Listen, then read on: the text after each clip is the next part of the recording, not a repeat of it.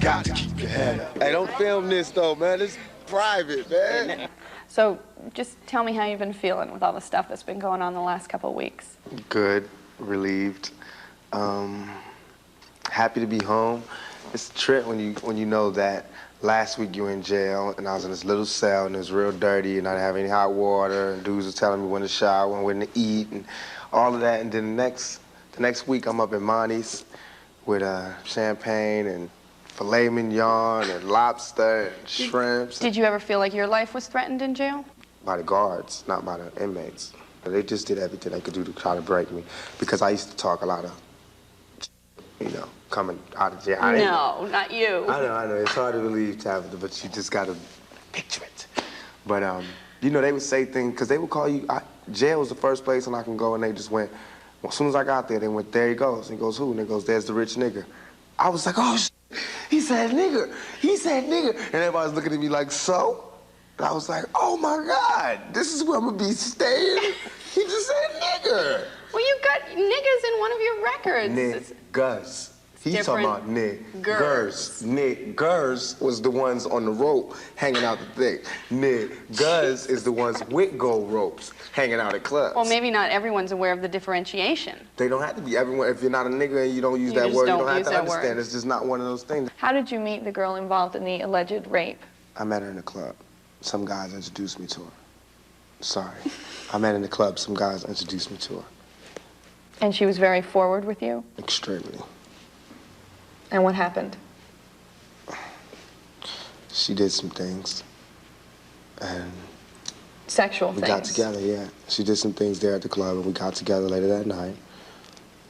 I saw her again another time with these guys that introduced me to her. Everybody was having a good time. Didn't do anything sexual, they just was having a good time. Me and her went in there, she gave her a massage, came out, went to sleep, woke up. She's screaming rape, rape. I raped her, and the next thing I know, I'm going to jail. So in your opinion, there was no truth to the sexual abuse charges? Not on my part at all. If you could go back to the night when the sexual abuse occurred, is there anything that you would do differently? Yeah. What? I would not have closed my eyes until she was out of the room, until everybody was out of the room. I've grown up with tons of wild stories from lots of legendary rock bands and things that they did with their groupies. Do you feel like there's a double standard for black artists and white artists and how they entertain their groupies? Yes, it is a double standard because America's scared of a black man's sexuality. And they only see us as brutes who can only go, hammer girl. They just can't imagine us being any other way. And that's why it was so easy for people to believe that I could do this. It seemed like there was a time, though, that you were definitely reveling in the image of sort of being wild and crazy. And what got you off that path? 5 hot bullets. Well, tell me what happened at the recording studios in Times Square. I got shot 5 times. I walked in, some dudes walked in and shot me up. Took some jewelry. Do you know who shot you? No. Is that a no or is that a maybe? No, I don't know who shot me. So does that mean that you also have no idea why they shot you? No, I have no idea why they shot me. Do you think that they shot you just to get your jewelry? I don't know. It's like anybody's guess. I don't know.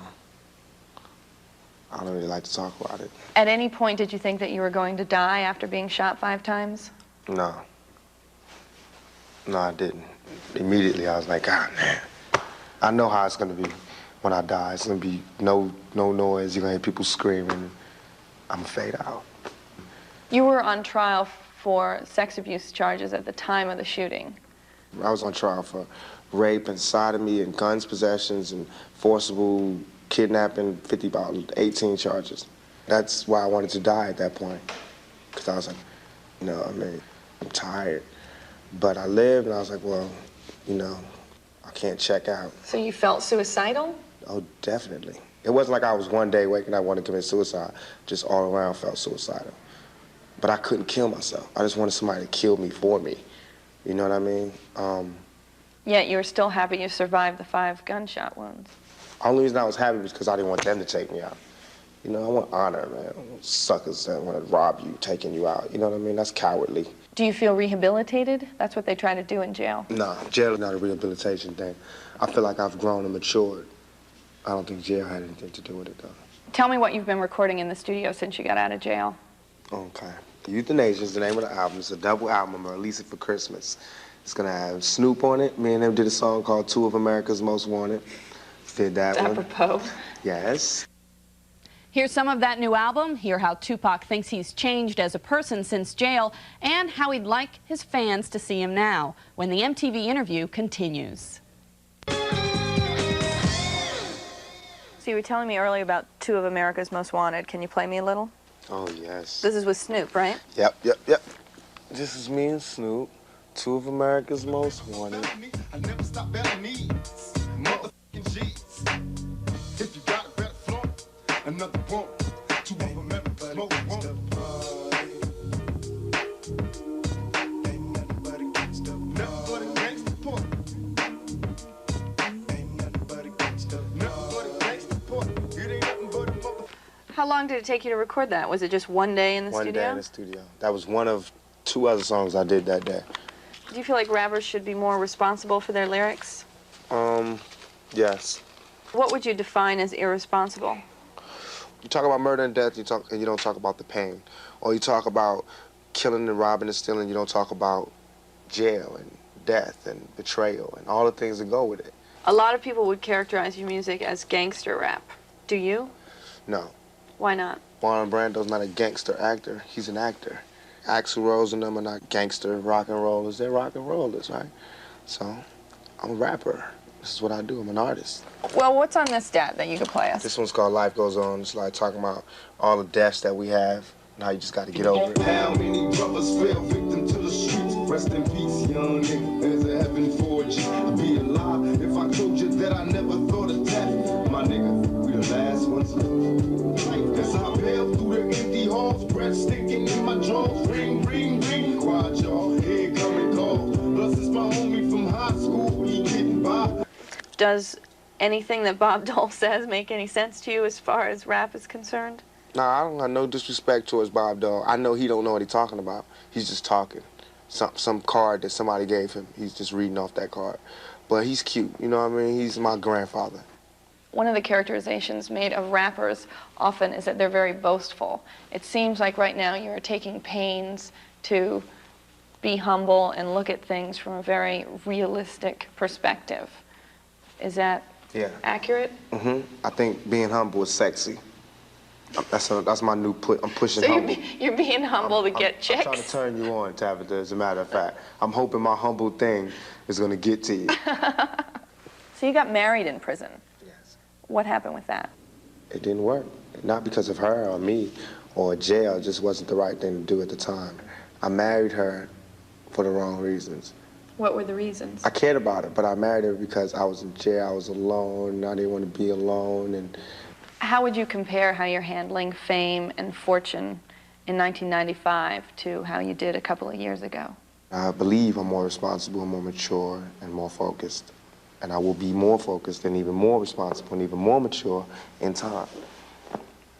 It seemed like the two sides of Tupac were constantly battling with each other. One minute you're spitting at TV cameras, the next you're talking about Shakespeare. Have you reconciled those two? Hopefully. I like to think so. I think that I was a reactionary, and now I don't do that anymore. Same person, it's just I don't react. Before I reacted, I didn't like the cameras, I spit. The last time we talked, you said that you were best known for your big mouth. What do you feel like you're best known for now? Taking 5 bullets. That, surviving. I'm known as a survivor now. I hope so. For the jail thing, bullets and everything, controversies and everything. I hope so. And I want to be in the future known as somebody, you know, I want people to be talking about me like, you know, look, remember when he was real bad? Remember when Tupac was real bad? You know what I mean? They do that about a lot of actors now. Like John Travolta, I read stories, it's like, remember you were wild? And all these other people, and now they like, they're sweethearts. We all should get that chance. I just want my chance.